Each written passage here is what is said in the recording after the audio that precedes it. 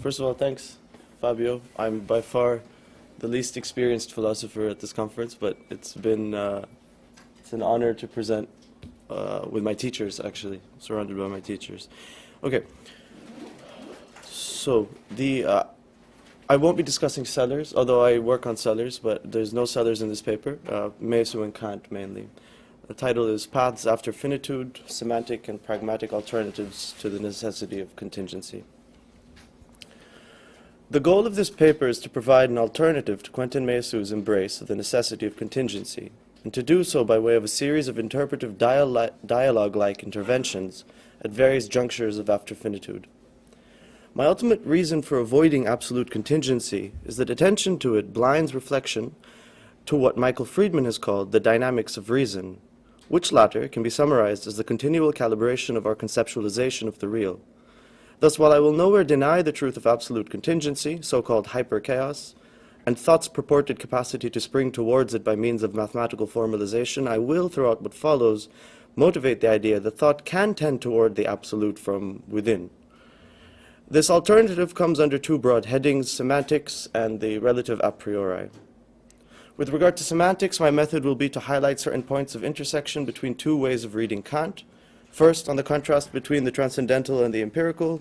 Second, on what is to be taken from Kant's refutation of Descartes' ontological argument. And to show how a lot of Meillassoux' Kantian discontents and consequent ontological conclusions can be more soberly and adequately dealt with by a semantic reinterpretation of what Kant was up to. With these semantic considerations as background, I then turn to show that whereas Meillassoux suggests that so-called strong correlationism, once inverted, demonstrates the absolute necessity of nomological contingency, a relatively a prioristic conception of science's shifting, non-externally justified a priori conceptual schemes allows us to gauge reality from within by the philosophical task of meta-conceptual calibration between differing conceptual schemes as they emerge through public discourse over time. The key to this vision, I claim, is to view Kant not as a weak correlationist, as Meillassoux suggests, but as in fact a strong one, bringing to this label, however, a different attitude than the one Meillassoux assigned to it regarding things in themselves, vis-a-vis mysticism and fideism. If there's time at the end, these dramatic shifts in focus notwithstanding, my intention is not merely to limit Meillassoux' ontological ambition. At the close of this paper, I hope to motivate the idea that even without embracing contingency, something of Meillassoux' philosophical imagination remains important. Hopefully I'll have time for this last bit. So this first part of the paper is part 1, semantics, section 1, two ways of contrasting the transcendental and the empirical. Subtitle, The Paradox of Correlationism. Towards the end of chapter 1 of After Finitude, having explained what he takes to be the paradox lying at the heart of correlationism, Meillassoux considers a Kantian response to the alleged paradox. I want to consider both this objection as well as Meillassoux' way of dealing with it, for there is, I believe, a way of interpreting the Kantian response, if generalized, that serves to slow down the rather quick ontological conclusions that Meillassoux tends to draw throughout the book. Let us first consider the paradox, as Meillassoux describes it. On the one hand, it holds that intelligible phenomena are intelligible only insofar as they are for us, that is, only insofar as they are mediated by our relation to the world.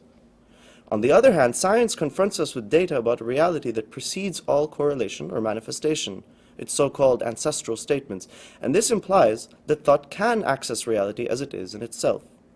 Now, Meillassoux believes that the making explicit of these two theses lands the correlationist in trouble, since the meaning of a scientific statement is based on making a claim about reality as it is in itself, and not on reality as it manifests before consciousness. The situation is therefore unstable, or unsustainable, since science indicates a time in which the very emergence of correlation is countenanced, and this emergence outstrips the conceptual resources of correlationism. It is therefore incumbent upon the correlationist to respond. The Kantian rejoinder hinges on the contrast between the transcendental and the empirical. The claim being, as Meillassoux understands it, that whereas ancestral objects are a matter of empirical investigation, the idea of a genesis of cognition, or of the correlation itself, involves a confusion of levels of discourse better kept separate. Meillassoux speaking on behalf of Kant, your conception of a time of science in which both bodies and manifestation of bodies arose is amphibulous. It conflates the objective being of bodies, which do in fact emerge and perish in time, with the conditions for the objective knowledge of the objective being of bodies, which have nothing to do with any sort of time. The strength of this temporally framed rejoinder lies in its logical prioritization of levels of explanation. On the one hand, it concedes to science its right to a realistic construal of its ancestral statements. On the other hand, however, it reserves for itself a claim upon the conditions of empirical knowledge.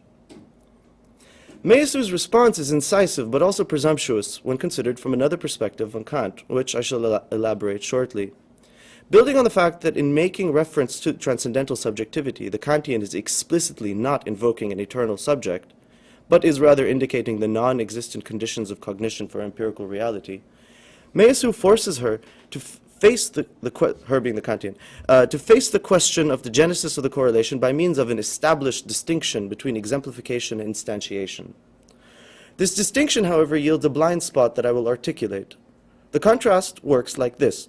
Were the Kantian invoking an eternal subject, she would be deploying the model of crassly Platonic exemplification, wherein the transcendental subject would exist over and above physical reality. Alternatively, if the physical in the form of our bodies instantiates the transcendental, then the latter holds no ontological priority over the former insofar as it relies for its coming to be on it. From this, Meillassoux attempts to subject the transcendental as such to a temporal determination. That this subject has this or that body, Meillassoux says, is an empirical matter, but that it has a body is a non-empirical condition of its taking place. The body, one could say, is the retro-transcendental condition for the subject of knowledge. But if this is so, then we can raise the question of the emergence of thinking bodies in time. We're also raising the question of the temporality of the conditions of instantiation, and hence of the taking place of the transcendental as such. Now, while commendable, I believe that Meillassoux' naturalism is, to borrow a phrase from John McDowell, a bit too bold here, that it is overly reductive. And while he goes on to argue in detail for the mathematical derivation of such advents as the emergence of consciousness and of life itself, it might be asked whether or not an alternative interpretation of the transcendental would not do the trick more cheaply. What I mean is this: rather than theorize an elaborate way in which the transcendental could take place, perhaps something in the transcendentalist's insight can be salvaged in order to save us the trouble in the first place. But such a via media is not open to Meillassoux, who is, at this stage in the argument, enthralled to the apparent choice between exemplification and instantiation. You see, I really want to stress this distinction because Sellers obviously has a great solution, a third way out, which is his semantics of abstract entities. You see, there must be a third way for one who assents to Meillassoux' naturalism, but that nevertheless believes in the logical priority of the conditions of all possible experience. Now, this led to an aporia here, because without the third way, it would seem that the discussion hits, for those like me at least, a dead end. The Kantian refuses to subject the conditions of cognition to the same criteria of explanation as empirical reality. The materialist holds that refusal to hypostatize transcendental subjectivity immediately forces one to countenance the emergence of the transcendental and of the correlation as such, which brings us back to the paradox. Now, to further elucidate the quandary, against Kant, we want to be able to naturalize the transcendental, while against Meillassoux, we want to ensure that we are not being reductive of a dimension of discourse that stands on its own 2 feet. The way out. In a rare paper on Sellers and Meillassoux, Dionysius Christias has offered an instructive diagnosis and solution to this particular dilemma. Framing his discussion in terms of a comparison of the paradox of correlation with Sellers' description of the paradox lying at the heart of the manifest image of man, that it is incapable by means of its own conceptual resources to explain itself adequately, Christias manages to simultaneously limit the scope of the Meillassoutian attack by means of a characteristically Sellarsian move, while nevertheless providing a corrective to the traditionally construed Kantian. Consider what he says when considering Meillassoux' counter-objection. From a Sellarsian point of view, this kind of argument, although being in the right direction, the emergence of the transcendental, is nonetheless problematic. And this is because, by not strictly distinguishing between the descriptive explanatory function of the empirical level and the non-descriptive non-explanatory function of the transcendental level, Meillassoux ends up construing the fact of the non-reducible difference of the latter to the former, which Sellers accepts, in ontological terms, which Sellers firmly denies.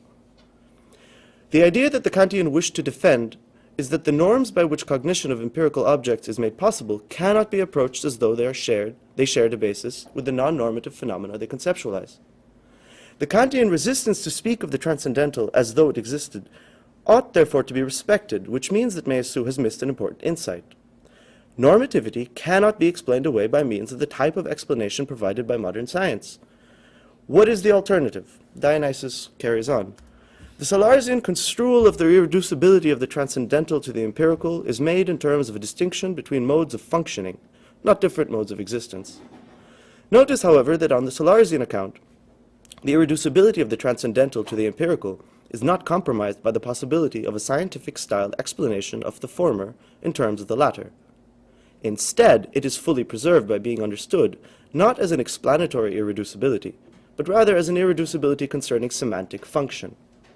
Transcendental discourse functions prescriptively, and this function is semantically, conceptually, irreducible to the descriptive and explanatory function of empirical discourse. I think this is a great paper by Dionysius, by the way, and you can tell from these passages. I hope he has other things to say in his paper today. So I will pass over the fraught details of how exactly this picture can be made plausible, and simply note how the insight we have highlighted serves the purpose of this paper, which is to slow Meillassoux' rather quick ontological conclusions.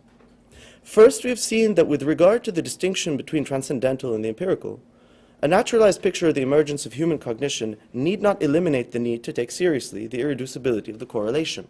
This is crucial. Correlation can remain. Furthermore, this allows us to grasp a second point, which will be central to the flow of my argument, that it is within the scope of the normative, indeed the correlative, space of reasons that we even begin to conceptualize the non-normative processes that Meillassoux claims retro-transcendentally support it. You need concepts to understand the non-conceptual, so you can't just reduce it.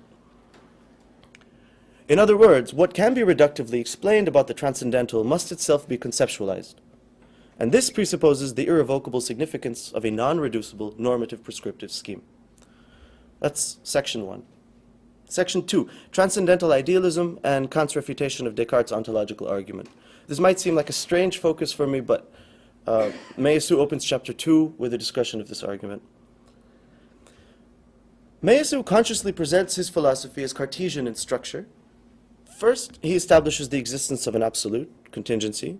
In the case of Descartes, this was God. Second, he derives from this absolute the absolute reach of transfinite mathematics. In the case of Descartes, this was geometry. And this is all done in order to gain intellectual access or speculation on a hyper-chaotic reality as it is in itself in its primary qualities. For Descartes, this was extended physical reality. As we know, however, the ontological argument, Cartesian or otherwise, generally fails. And the ontological argument is obviously the linchpin for Descartes' system, fails. And this happens most decisively with Kant. It is therefore imperative for the speculative realist to update the structure of this argument. The key will, in fact, be provided by Kant himself, and it is that there can be no proof of a necessary being, which is why Meillassoux' absolute turns out to be the necessity of contingency. This might sound a bit controversial because he gets the necessity of contingency in the next chapter based on strong correlationism, but I think that when he says we're going through Kant, what he means is Kant has demonstrated that there is no ontological argument that could give us the necessity of a being. Anyway, I'll come back to this. Okay. But already we see the relevance of facticity here. The Kantian refutation of Meillassoux' interpretation of it. To begin, we must note that Meillassoux famously labels Kant a weak correlationist, which for him means that Kant supposedly believes in the thinkability, which amounts minimally to 1, the non-contradictoriness, and 2, the existence as affective reality of the in itself. I mention this since it is against this metaphysically robust interpretation of transcendental idealism that Meillassoux chooses to interpret Kant's refutation of the ontological argument. Now, this is important for us to note, since our semantic interpretation need not be wedded to any interpretation of transcendental idealism. And the fact that Meillassoux brings these items together is a significant source of error. Consider how Meillassoux sets up the issue. As you know, Descartes believes that just as a triangle involves 3 angles, the concept of God involves existence such that, just in the way that a triangle without 3 angles is contradictory, a non-existent God would be as well. Thus, Kant must conceptually block, Meillassoux thinks that Kant has to conceptually block the contradiction. Why? Yeah, this is an important passage. Why? Because although the author of the Critique of Pure Reason maintains that the thing in itself is unknowable, he also maintains that it is thinkable. For Kant effectively allows us the possibility of knowing a priori that logical contradiction is absolutely impossible.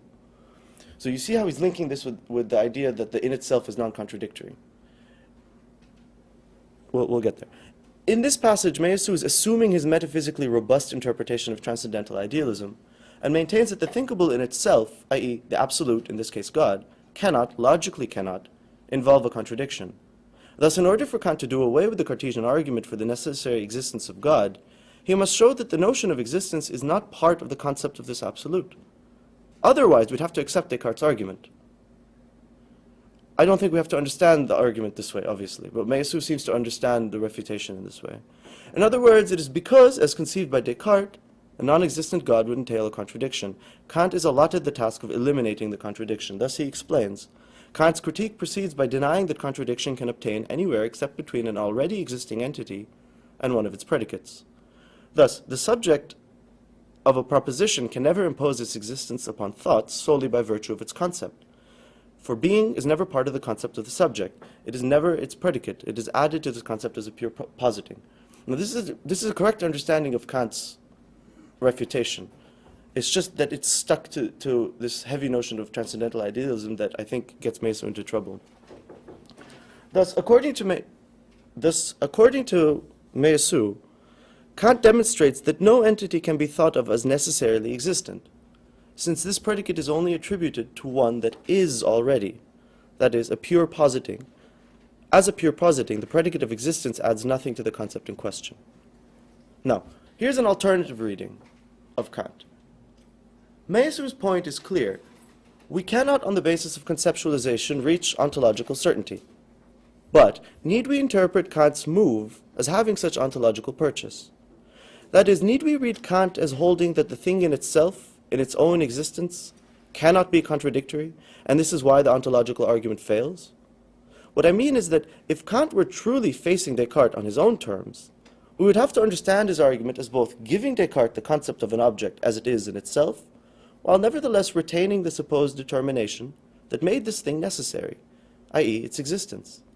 But Kant's argument can only be read this way against the background of his weak correlationist interpretation, an interpretation that is independent of the refutation itself. Against this way of understanding the prime motivation of the refutation, I want to suggest that Kant does not centrally wish to merely outlaw the predicate of existence from its previous relevance to the ontological argument. Instead, the idea of a pure positing should be understood, as Meillassoux himself suggests, as a logical function strictly relevant to judgment. Consider when Kant writes, I would have hoped to annihilate this over-subtle argumentation against defenders of the ontological argument, without any digression through a precise determination of the concept of existence. If I had not found that the illusion consisting in the confusion of a logical predicate with a real one nearly precludes all instruction. So people are failing to see that it's a logical predicate. I claim that Meillassoux' interpretation of transcendental idealism mires Kant once more in the over-subtle argumentation that he sought to avoid. For can we not instead view Kant's argument as simply indicating the metaconceptual role of the logical predicate of existence, without interpreting it as motivated by the thinkability and thus the necessary non-contradictoriness of the thing in itself? That existence is, as a pure positing, to be interpreted as a merely logical predicate of certain judgments, when the relevant subject terms are taken to stand for states of affairs that are the case, rather than are not the case. On this reading, Meillassoux' core and correct interpretive point is preserved, i.e., that existence adds nothing to the object of a concept, and is therefore only illegitimately used to establish the necessity of any being. But, contrary to Meillassoux, the idea of things in themselves are non-contradictory takes on a much more deflationary sense. It merely indicates that contradiction occurs within the formulation of judgments, between the concept of a thing and its predicates, just as Kant had it, and that contradiction does not attain beyond judgment. In short, Meillassoux privileges a reading of transcendental idealism that makes more of a Cartesian out of Kant than is plausible. Hence is labeling Kant a weak correlationist, which is only one place removed from dogmatic realism. Moreover, while we saw above that the semantic interpretation of the transcendental stems Meillassoux' overly reductive tendencies in the previous section, we see here that it turns Kant into a strong correlationist, but, and this is my central point, not one that suffers from the mysticism of other strong correlationists such as the early Heidegger and Wittgenstein. My explanation of how this is possible will emerge in the next part of this paper. In what remains of this one, however, I want to say a little bit more about what Meillassoux makes of the Kantian refutation of the ontological argument and how I believe he sees it as fitting into his own philosophy. We said that Meillassoux seeks to enhance the Cartesian argumentative edifice, which faltered due to its reliance on an absolutely necessary being, God. Meillassoux accepts this part of Kant's reasoning, which serves to negate metaphysical ambition. This thesis, in turn, ties in to a crucial aspect of Meillassoux' argument, his rejection of the principle of sufficient reason. Thus, when before embarking on his consideration of Kant's refutation, Meillassoux says that we cannot go back to being metaphysicians, just as we cannot go back to being dogmatists. We cannot but be heirs of Kantianism. He has precisely this rejection of real necessity and of the principle of sufficient reason in mind. These are the two keys, he believes, that permit his ingenious argument from Facticity against the strong correlationist toward the absolute necessity of contingency. The idea is worth dwelling on. As a weak correlationist, according to Meillassoux, Kant cannot but become outdated. For on the one hand, he has prescribed the metaphysical reach of reason's principles and arguments, while on the other, he has turned philosophy's attention to the inner workings of cognition and experience. As a result, philosophers were historically left with no choice but to face the facticity, that is, the non-justifiability of the human understanding, that is, lest we wish to court subjectivism. But if my argument to date is worthy of consideration, we seem to have thrown a wrench into the workings of Meillassoux' thought. This is because, as I claimed above, our semantic interpretation of Kant makes out of him a strong correlationist, yet one, for reasons which we'll come to now, that is capable of evading Meillassoux' argument from facticity towards absolute contingency. Part 2, Pragmatics. On the facticity and resistant rationality of conceptual schemes. In this part of the paper, I want to turn to the question of how, despite the above strongly correlationist reading we have given of Kant's philosophy, we can still maintain a realistic outlook concerning thought's relation to the world. To do this, I'm going to have to tell a very compressed story about the development of the relationship between science and philosophy in 20th century analytic philosophy, and to show how some of the key junctures in this story relate to Meillassoux' own intellectual climate. It could be said that faced with what he views as a contemporary malaise in philosophical activity, as compared with the industriousness of the other sciences, Meillassoux seeks to reinvigorate philosophy by hearkening back to a time when, construed as natural philosophy, philosophy and science operated without any sharp distinction. This rehabilitation of natural philosophy is not specific to Meillassoux, however, as has been highlighted by Fabio Geroni in an intriguing recent paper in which he argues against Meillassoux, the centrality of the Kantian paradigm in such a return of natural philosophy. It's a quote from Fabio's paper. A contemporary natural philosophy should reactivate a non-theological form of metaphysical speculation. This Meillassoux would agree with. Within the limits mapped by a naturally revised transcendental project, this Meillassoux wouldn't necessarily agree with. Endorsing Kant's detheologization of the objects of empirical inquiry, while developing and updating his alliance of transcendental philosophy and science. It is precisely this vision of an updated Kant and a return to natural philosophy that I will now sketch out as an alternative to the necessity of contingency, as a response to the facticity of strong correlationism. With Meillassoux, the return of natural philosophy is not Kantian. As we have seen above, all what Meillassoux claims is ours from Kant is the rejection of metaphysics. Consequently, a reinvigorated natural philosophy for Meillassoux must be speculative without being metaphysical. That is, without making use of the ontological argument for the necessary being of any entity, or by relying in any way on the principle of sufficient reason. Instead, the philosophical task, this is another way to look at his argument against strong correlationism. It's just what Kant has left for us.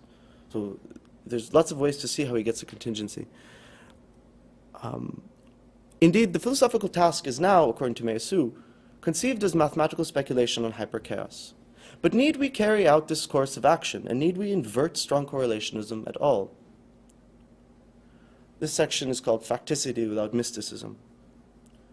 At a memorial address for the centenary of Hermann von Helmholtz's birthday, Moritz Schlick presented his philosophy as a doing for Einstein what Kant had done for Newton, namely, to ground the revolutionary physics in an a priori conceptual apparatus within which it could operate and be seen to ask and answer coherent questions. An obvious difference, however, between what Kant had done and what Schlick was proposing was that there is no given conceptual framework that the human mind is restricted to, that we are able to engage intellectually with alien conceptual schemes.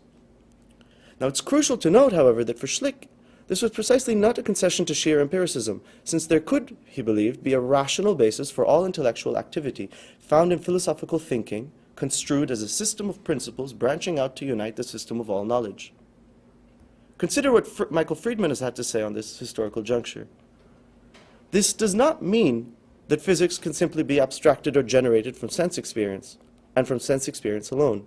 On the contrary, we still need superordinate and highly mathematical first principles in physics, principles that must be injected into our experience of nature before such experience can teach us anything at all. Against this rationalist yet not strictly Kantian tendency was the Tractarian mantra that the totality of true propositions is the whole of natural science. The idea that beyond the true or false statements of scientific inquiry, no region of sensible discourse can be uncovered.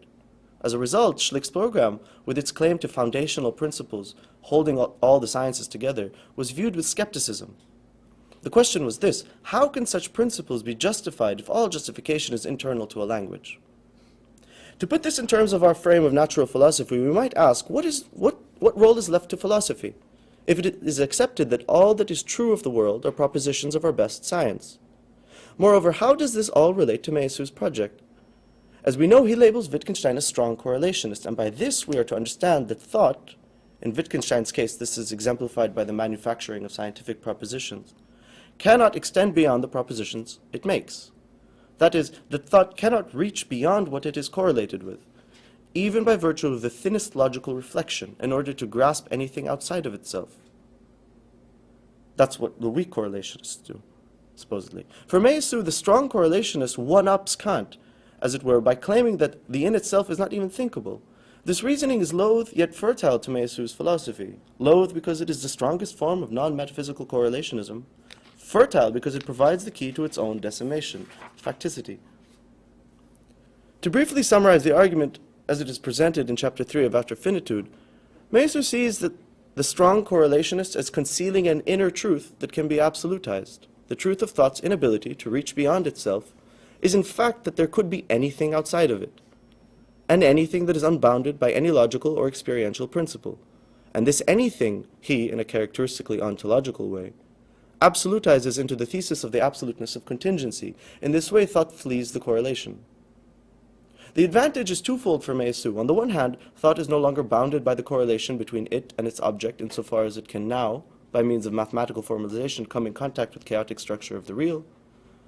On the other hand, thought is no longer in competition with religious and agnostic tendencies that claim to have a non-rational access to the nature of reality beyond the correlation, principally because what lays beyond is rationalizable for Meillassoux. For Schlick and Meillassoux, therefore, the enemy is the same. It is the illusion of being bounded by facticity, i.e., the inability to account for why thought is structured the way that it is. And whereas for Meillassoux the strategy was to move toward brute speculation on the basis of non-metaphysical absolute, for Schlick the way out of his predicament was by means of another road, a road paved by the revolutions in physics that forced philosophers to come to terms with conceptual systems that were not, as Kant had it, related to the capacities of the human mind. This unhinging of conceptualization from a traditional psychological reading of Kant's philosophy opened the door to a radically non-relativized rational form of correlation. What was missing, however, was how to conceive of philosophy without making of it something that could not justify its own principles. To compare with Meillassoux once more, what was the role of philosophy to be if one wished to rehabilitate its status as an equal to the other sciences, without having recourse to metaphysical presuppositions? Rudolf Carnap, inspired by the groundbreaking mathematical work of David Hilbert, found that the key to saving philosophy's importance could be found in the study of syntax. That is, by paying close attention to the pure notions of inference, definition, definiteness, consistency, completeness, and so on, Carnap was able to make out of philosophy not a system of foundational principles, as was the case with Schlick, but rather a purely formal, a priori system concerned with the articulation of scientific language itself. Less than foundational science, but more than mere Tractarian elucidation of such propositions, the Carnapian vision of philosophy involved it in the metalogical systematization of science. In this way, this is Friedman again, in this way Carnap explicitly argues, we finally have an alternative to what he took to be the mystical and therefore fundamentally unscientific conception of philosophy of the Tractatus. according to which logical form or syntax is ineffable and unarticulable, describable by no meaningful propositions of its own. On the contrary, Wissenschaftslogik, the metalogical investigation of the logical syntax of scientific language, is itself a perfectly precise and rigorous system of logical mathematical propositions. But why syntax? How does it lead us to realism? And how does attention to it differ from attention to the sort of semantics highlighted in my interpretive interventions of Kant above, which we agreed did not necessitate realism? The answer is to be found in the problems that Schlick was grappling with, conceptual schemes that do not have a grounding in the human mind or in conceptual language, schemes that pertain to aspects of the universe we cannot directly experience through sensory intuition. Carnap's turn, or even by means of the 12 categories of Kant, Carnap's turn to syntax was a way to find for philosophy a task that was not anthropocentric, and this was the case insofar as its subject matter was identified with manners of apprehending the universe that bear no relation to the nature of human mind, for example, non-Euclidean space. Attention to syntax was therefore Carnap's way of escaping the threat of mysticism, a way that postulates the rationality of scientific discourse, but seeks to reveal this truth through the study of its syntactical structure.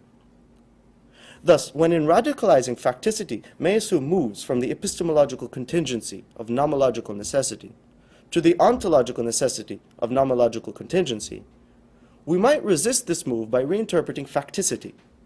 The core of this reinterpretation involves not the pessimistic fatalism of the conviction that necessity is irrevocably contingent, that inquiry cannot be finally conclusive, but rather the cheerful diligence of semantic and syntactical meta-reflection as a revelatory means of accessing the in itself, taken as a regulative ideal that we converge toward. But Meillassoux may still not be satisfied. After all, Carnap himself contrasts between questions that are internal and questions that are external to a given conceptual system, and maintains that the latter cannot be given any rational basis, merely pragmatic ones, that they are merely put forth as proposals. In this way, the wicked face of Facticity shows up once more, and Meillassoux' argument for the absoluteness of contingency may again be made. In other words, what accounts for the ultimate rationality of our system of knowledge, once philosophy has thus turned over to the study of semantics and syntax? True, philosophy no longer strays metaphysically, nor does it pretend to have its own subject matter. But what, and this is the nub of the question of realism for us, what makes science not just another discourse? In a remark that only someone of Michael Friedman's scholarly breadth and depth could turn into a matter of quotable evidence, Friedman claims that if asked about the threat of conceptual relativism dogging his idea of questions that are external to a conceptual framework, Carnap would probably and reasonably respond that the sciences here as elsewhere can take care of themselves. Yet for Friedman, the contemporary prevalence of the so-called sociology of science must be reckoned with. In what remains, I very briefly sketch his view. It's a big view, and there's just three things that I'll sketch here. First, Friedman explains that, so we want to understand why this view of strong correlationism is not just another kind of discourse, that it's intrinsically rational. Friedman explains the following feature of scientific inquiry that distinguishes it from other forms of human inquiry. It exhibits a striving for continuity, even during times of dramatic rupture. The idea that scientists can never brush everything off and start with a clean slate, and that, in fact, revolutionary forms of science tend to incorporate, as limit cases, previous forms. For example, as relativistic mechanics approaches Newtonian mechanics as the speed of light approaches infinity. As such, he writes, successive paradigms are better viewed as different evolutionary stages of a single language, rather than as entirely separate and disconnected languages. This is why I thought that Gabriel's concept of the phenomenon is interesting, because what you get is various manifestations over history of the same concept, the concept of mass in Newton. This is obviously Sellers works on this as well. Second, he stresses the notion of convergence, not in the naive sense of convergence with reality as it is in itself, but in terms of the convergence of communicative intention amongst practitioners of science. The idea that discussion, informed as it is by the logical dealings of various scientists, will and can, in virtue of the dynamics of reason, yield consensus in the end, if only as an ideal. Third, that the future of scientific discourse is not written in stone, that it's open-ended. Friedman again. Scientific rationality need not imply the elimination of all genuine contingency from scientific progress. in the sense that there is a single preordained route through the set of all possible constitutive principles. On the contrary, we can imagine a branching tree structure at every point so that alternative future evolutions are always possible. These three ideas, theoretical continuity, communicative convergence, and the contingency of scientific progress, come together for Friedman to outline a vision of science as at once always conscious of its own facticity, yet always, as a result of its facticity, rational through and through at every step of the way. How much time do I have? 5-10 minutes. Okay, great. I can do the fun part. Okay. Conclusion. Meillassoux again. In a little book entitled Science Fiction and Extra Science Fiction, Meillassoux describes a possible literary genre, extra science fiction, or XSF, the domain of which includes worlds in which science is not possible, worlds in which the contingency of laws is observable. The logical possibility of these worlds, Meillassoux thinks, can have important lessons that I will briefly indicate now. XSF is presented as an alternative to the conclusions reached by Kant's task in the transcendental deduction, where, according to Meillassoux, he argued against Hume for the claim that if phenomena were not given as ordered by necessary laws, then the very possibility of consciousness would be annulled. In other words, Kant's point is that a condition of consciousness is the possibility of science. Thus, when Hume entertains the many possibilities of his billiard balls, Kant's point is that for such fantastic occurrences to take place, one would, as a condition of observation, have to assume the stability and thus the law-boundedness of the billiard table, the billiard hall, etc. Otherwise, it would just be chaos. Did I have? Yeah. There was something, yeah. No. So we see that Kant's demonstration is a factual demonstration, since the contingency of laws, as Hume envisioned it, would imply the abolition of representation and of the world. The very fact that there had been representation of a world would refute the Humean hypothesis. And it's necessary to add that at the same time that this hypothesis of a contingency of physical laws is disqualified, the Kantian approach also appears to condemn in advance the XSF imaginary, which seems bound to be reduced to the monotony of a pure disorder at the heart of which nothing subsists and nothing is distinguished from nothing. He has in mind those passages like the thing about the cinnabar, or the crazy kind of quasi-schizophrenic experiences that Kant alludes to sometimes, that if there were no laws, experience would be chaos.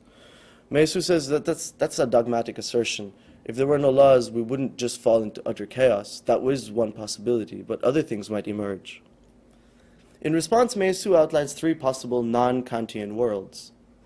The first is one in which the contingency of nomological laws is so negligible that neither science nor consciousness is affected by it, by what appear to be extremely occasional glitches in the fabric of reality, glitches that pose no real threat to the success of life, and that are, in this way, more like miracles than anything else.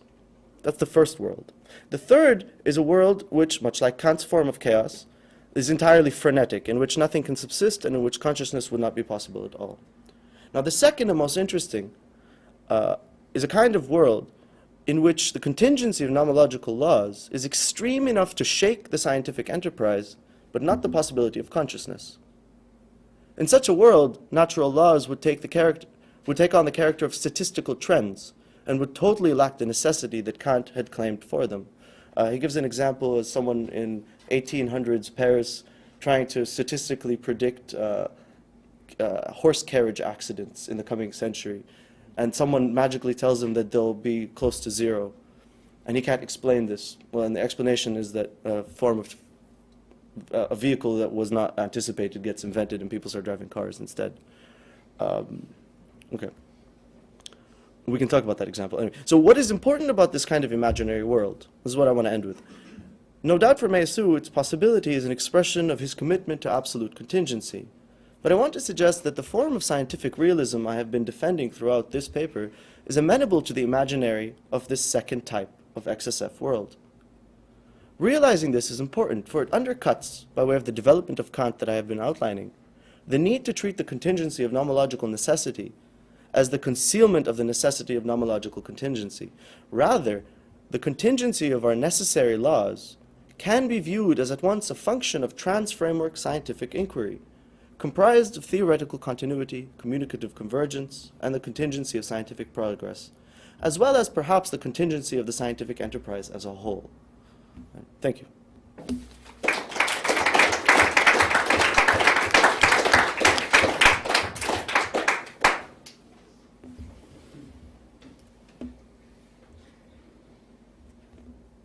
Oh, yeah.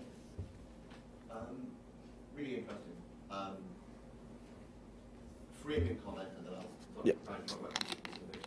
The framing comment is I'm not convinced that we need to go into strong correlations. Okay. Carnap obviously is a strong correlation. Yep. Right? It seems to me that, so Carnap obviously is a strong correlation. It's even useful to describe Mayasu's speculative materialism not simply as responding to strong correlationism, but in fact reaching back through strong correlationism to Kant. Right? And in fact taking those things that Kant says to be just thinkable as the absolute. Yeah. Right? Yeah. Like the existence and non-contradictoriness of the in itself is just what Mayasu takes itself to be proving absolutely. Exactly. And proves nothing but that. Right? Yeah. Whatever it Yeah. That's fine, right? But I don't think you need to pull Kant back through strong correlationism Okay. in order to show that. And crucially, I think it all comes down to what you mean by positing, Okay. right? By pure positing. Yeah. And what you have to see is that there's sort of two things that are going on in thought and judgment, right? And this is why it's important to understand it in normative terms. Okay. So in a minimal sense, the object is just the standard in relation to which we can be correct or incorrect. Yeah. Right? Yeah. And like the whole point about the in itself is it's a standard we can never meet. Right? But it's still a standard, and objective validity has to be weaker than that. Okay. Because it has to be something that you can actually potentially meet. Right? Now, objective validity ends up being about relationship to possible objects of experience, and they're always posited or constructible within possible experience. So in that sense, existence is sort of localized to the domain of possible experience, right?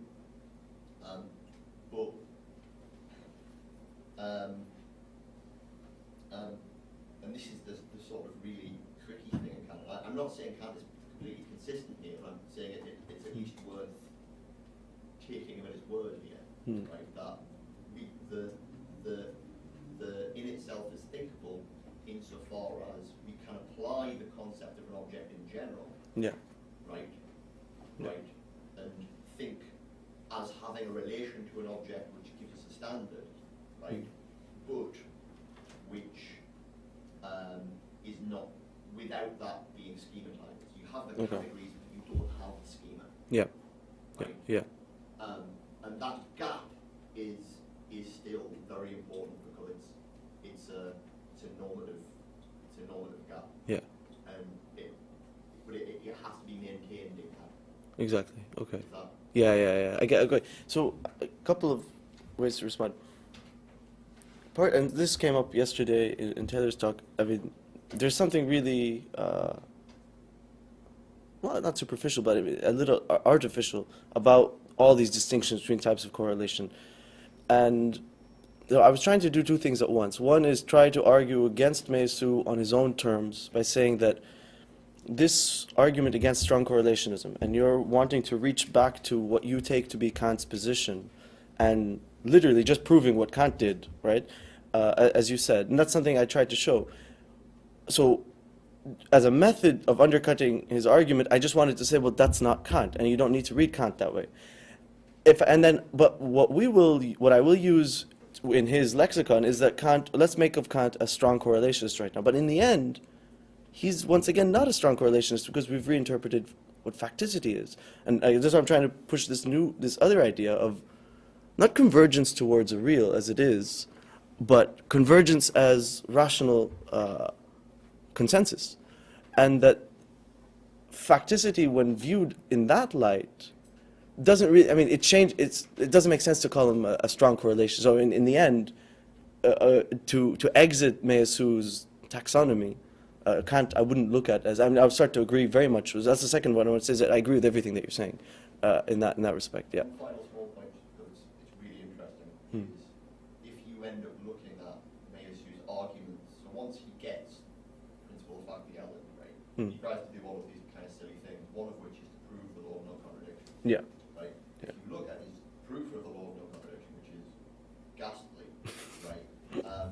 One of the most interesting things about it is, despite having just talked about quite intelligently Kant's rejection of the idea that existence is a predicate, right? He presupposes it.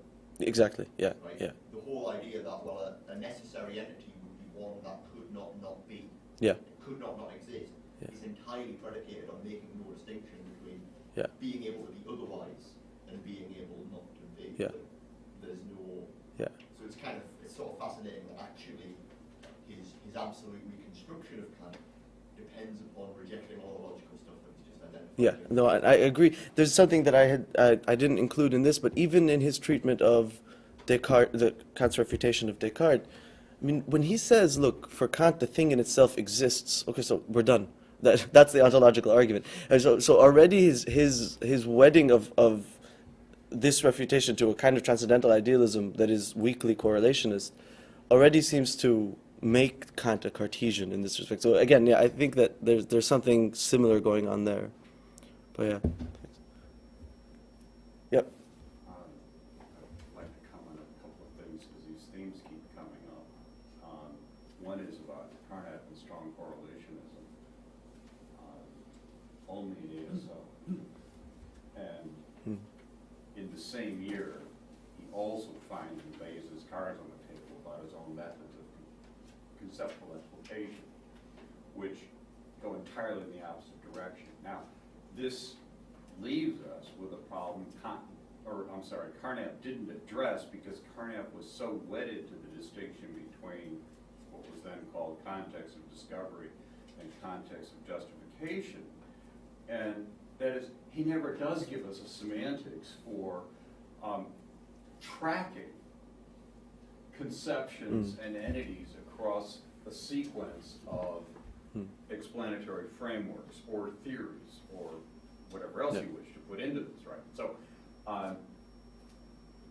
he owes us in a way that he never owned up to about that.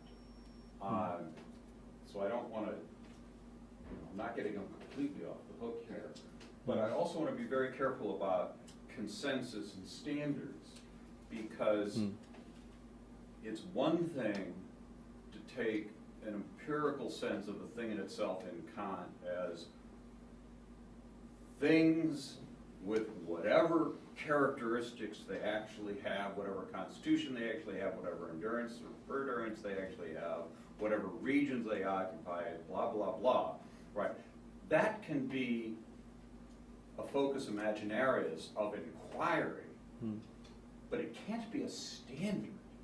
That is to say, a criterion by which we can judge how well we are faring in our inquiries. And here I want to be careful about consensus, because it's been said in far too many senses.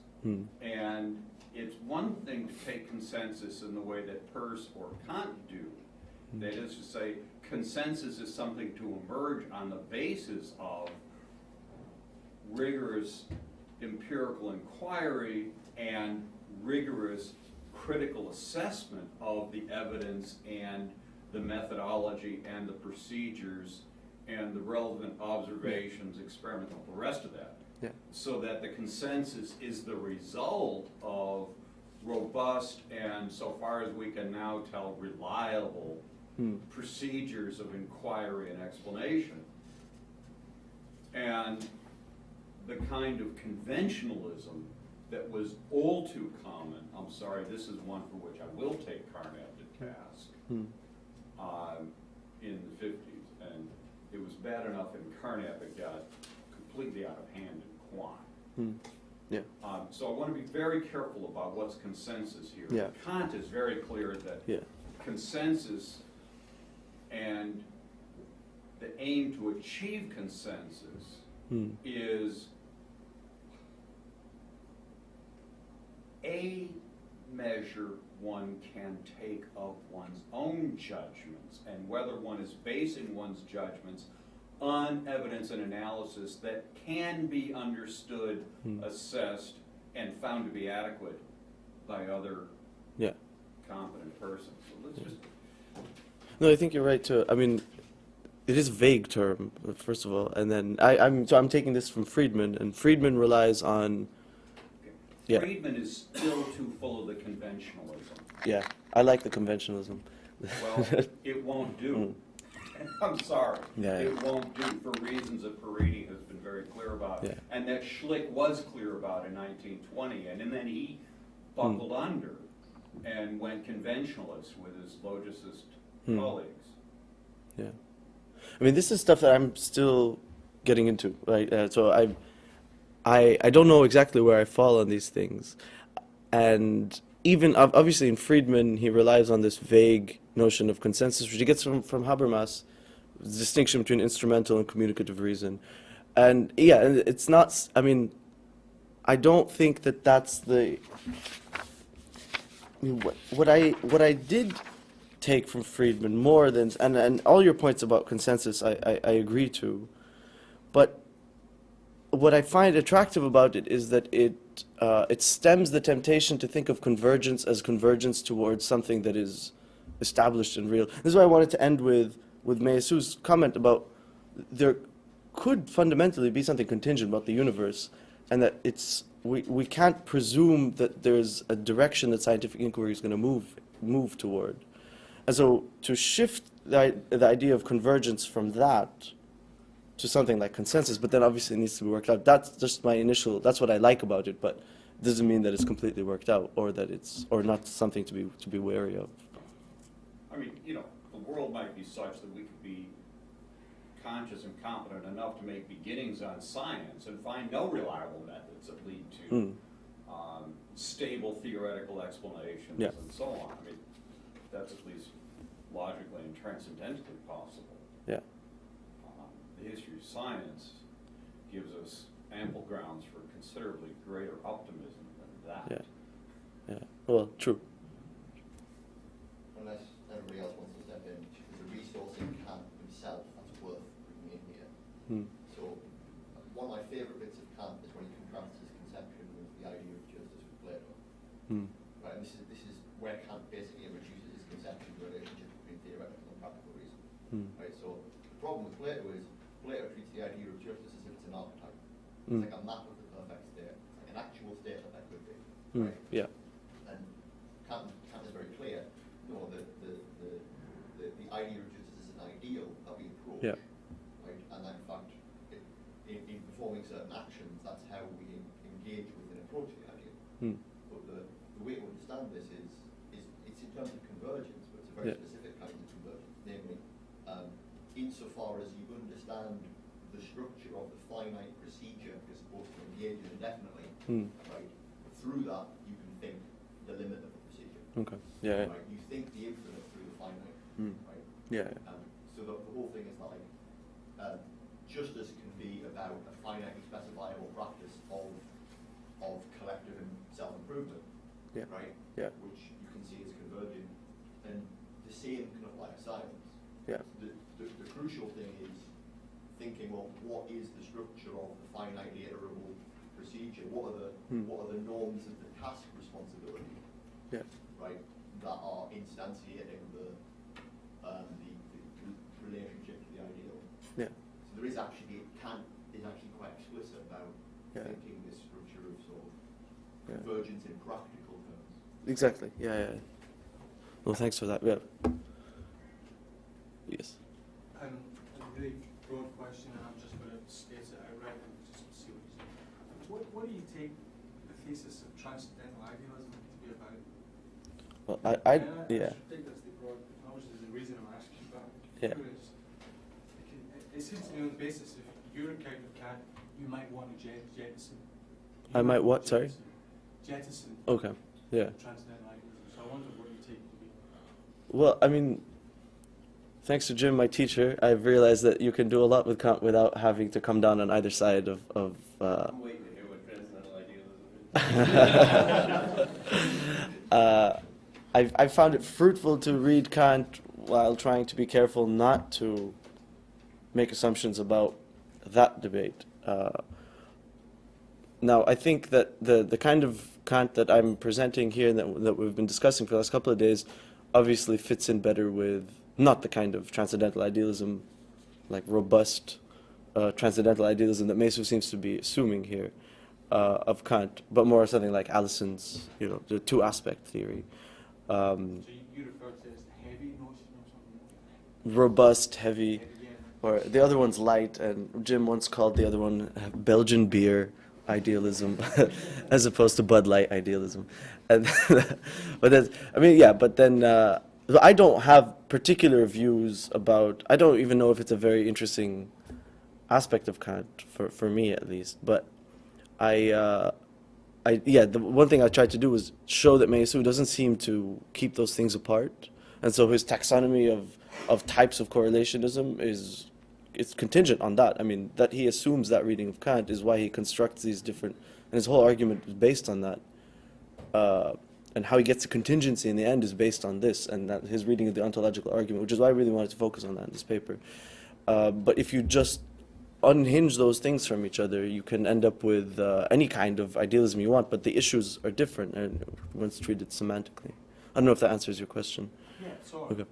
I mean, I think you're right insofar as I understand you that Meillassoux' treatment of Kant is the heavy version, if you like. Yeah. And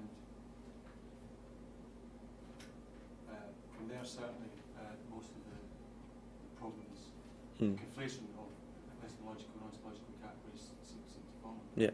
Yeah. And I think certainly other people who have talked to me will know whether it is, but Allison's reading is going to avoid these problems. Whether it can give you that, and I'm new to thinking about this aspect, whether it can give you that, whether it coheres with what the natural sciences do adequately, I'm not sure yet. Yeah. Kind of rigorous scientific realism. Yeah. Well, this obviously this hooks up with Sellers and how you want to read. So in Jim's presentation, we looked at you don't really need to divide scientific and manifest images along phenomena-noumena lines, whereas I tend to maybe think that I find that attractive, looking at scientific theorization as accessing the in itself. That's kind of what we were looking at with Ray yesterday. But I think, hold on, there was, you said something, you asked a particular question, it just slipped my mind. Just right now, Now, just about whether you can do Allison's account with yeah. what you just talked about. I think that that's a good question, actually. And at some point, if you, depending, so with my work on Sellers, eventually you're going to have to come down on one side of this, and I don't, help me out if I'm wrong. I think that if you were going to take the Allison road, you'd end up with a view like Jim's about the distinction between scientific and manifest, whereas in the other sense, you would do this. And then there you'd kind of vindicate Meillassoux' interpretation, but in a very different way, obviously. Again, from kind of going out towards the in itself from within, in the way that I've been trying to present here. But yeah, so on the one hand, the issues are different. You can treat almost everything in Kant without having to talk about transcendental idealism. But I think in the end, you might have to, once you get down to things like scientific realism in Sellers' way. Yeah. This is just kind of just something that struck me. It's kind of an editorial comment. I Yeah. wonder if you have any thoughts about it. It just seems to me that part of the reason it's a little bit difficult to coordinate Meillassoux with Sellers and with a certain very epistemic sort of reading of Kant is that it seems to me that I think about the book after Finitude, he's really interested in metaphysics. Yeah. I mean, metaphysics is what the book starts with primary qualities, secondary qualities, the real world, the ancestral world, how did we ever lose sight of this? And all this epistemological sort of turn is really his kind of polemical adversary, right? Yeah. I mean, that leads to this, what I call the quagmire of correlationism. He's trying to get us back out of that. And so, in a way, isn't it that the weakness of a lot of his arguments looks like if you approach them from this epistemological sort of point of view, Yeah. they look pretty weak. Yeah. But he's sort of, in a way, it's because he's not as interested in that as he is in where he's trying to get you out of. through Exactly. these fancy, kind of, I think, quick modal, kind of facile modal Yeah. kind of moves. Yeah. Because he's really trying to get you back to this metaphysical thesis. And I'm Yeah. glad to get clear that it's not realism, it's materialism, but it's still Yeah. it's this real world in itself, absolute sort Yeah. of. It's metaphysics that he's Yeah. wanting to do. I mean, right? the- So in yeah. a way, Jim's talk and Yeah. a lot of what you're saying and what people are sort of, part of the frustration is that when you take up these issues from this very heavily epistemological sort of perspective, you see lots of the weakness of Measu's argument. Exactly. And I'm not defending him, I'm just, Yeah. this is really, like I say, just an editorial comment. It seems like his interests are really much more on the side of metaphysics, ontology, these modal claims about reality and so Yeah. on. Yeah. That's sort of No, lay of lands, it yeah. seems to me. So it may be why it's rather hard to bring Sellers and Measu Yeah. together on the same page exactly, because they've got rather different interests.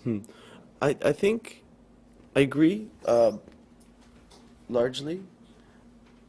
Two things. So first, and this just might be, I don't know if I have an argument that I can give for it right now, but it's just maybe just a matter of taste. But we've been talking a couple of times about, it's great to do metaphysics, but it can't be epistemologically unhinged. Like you can't reflect on this reflection refraction business that we were talking about yesterday. I mean, you need to understand the conditions of experience before you can start to do that. Now, I don't know enough about the mathematical side of Measu's speculation to understand whether that's, if it's got something like that, if it's got structure if it's structured in this way.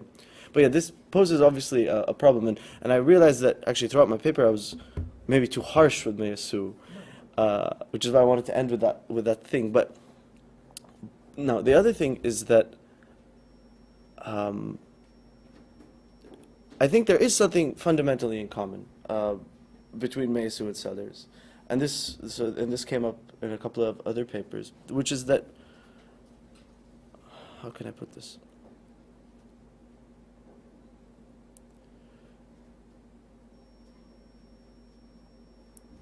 Whatever appearances are for both, they could be otherwise. And the desire to come up with an explanatory framework for the emergence of experience as it is, or for constitutive principles and their frameworks, empirical frameworks, how they emerge, I think that's a shared thing with Measu and Sellers. The problem, and this came up in Joseph's paper, in Ray's paper, in different presentations, Measu doesn't end up giving you that relationship, that explanation, at least not in terms that are, how can we put this, constitutive of the framework that they're supposed to explain. Right? Things just pop out of nowhere for Measu. Whereas for Sellers, the idea, the whole point of the myth of the given is that when you're confronted with a reality, the first condition is that you can reinterpret that reality into something that explains it. If you can describe it, you can explain it. And you might need to resort to other frameworks of explanation, other categories, things like this. But I think the desire is the same. And it's the same, that's why I tried to say that with Schlick and, was it Measu, it's the same enemy. The facticity, in that respect, is that we're given something, where did it come from? So I think that that's something very common, but that he goes, because he doesn't do this transcendental stuff, it gets unhinged. And so I'm in agreement with you, but I also want to say that there's a desire, shared desire, I think, between them. Yeah. This might seem like a field question, but I've been thinking about like the romantic perception of Kant, German romantics, Novalis and Schlegel and Hölderlin, and they start from his rejection of the ontological argument in real predicate, and then but they're interested in what then can't be captured by predication. What can't be? That's put forward in this argument, and that leads them to talk about the fragment and the project And this is usually thought of in an artistic Hmm. context. But I was just wondering if, what, are we left with a romantic conception of science? It depends what you mean by romantic. I would say, well, look, you need a lot of imagination for Sellers to do science sometimes as a philosopher. And he has many remarks throughout his works where he says, look, sometimes we can go ask the philosopher for insight, a new category, something to use. And obviously, Sellers has this wacky concept of pure process, with neither subjectless, objectless kind of phenomenon that he thinks is supposed to be able to explain certain things. Now, you could, in a sense, look at this as kind of what you're suggesting here, which is this kind of imaginative use of imaginative way of progressing scientific inquiry. And it's going to sound a little bit crazy at times, but if it works, then the category is helpful. So I do see, I mean, I don't really like the romantic tradition. I'm not crazy about it. But I think, and Brandom has some interesting passages where he talks about, I mean, the fact that he uses expressivism, but that's a different issue. But yeah, so I mean, maybe there I see something like this kind of, and then that's something that you can have in common with someone like Deleuze, who obviously is very romantic. Deleuze has some things in common with Sellers in terms of process, obviously, but for him, the invention of concepts and things like this. Now, you can agree or disagree, but I think that's at least that's something in common with Sellers' way of thinking that puts him in touch with that. I don't know if this is answering your question, but it's actually nice to think about. I haven't really thought about it, but tell me if I. That sort of idea of like the fragment and the project. And I don't know much about those things. So okay, yeah. in that, like, you know, we can only ever produce fragments. Ah. You know, never a complete version. That would be a transcendental idea. Okay, so this is And yeah. that we're guided by the project of trying Okay. to get to that. You know, and so Yeah. the Schlegel in particular embraced the fragment. He said, you know, let's produce only fragments Yeah. knowingly to Yeah. try and get to the. So Sellers has this great passage at the beginning of The Structure of Knowledge, where he says that the scientific, the philosophical task is to build models, because he's like, unlike Plato, we can't just pull the structure of reality out and see it finished, complete. But what we can do is just keep constructing models and make them more complex over time and see how adequate they are and then change them. And I think there's something, and this is where like process, I think, emerges in this way of thinking, which is that we need to imaginatively engage with what we take to be the reality that we're trying to understand. And in that sense, yeah, you produce fragments and you complexify those fragments and then you throw them away or you put them together. And we were suggesting that he doesn't have enough room for the right kind of bridge building between the different sciences, the fragments. But I don't think that's something that you should throw his view out with. I think that there is something of that. It's guided by, eventually we'll get this perfect, and in that passage he says, eventually you'll get the perfect model, but that model needs to start simple and you build it and you build it. And you try to make sure that the model fits with other models, or else you're going to have to toss everything else out. So I think, yeah, there's something of that in Sellers' thinking, I think. No, we're talking about Sellers, and it wasn't even about Sellers in my paper, but yeah.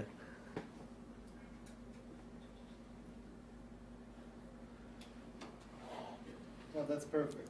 Cool.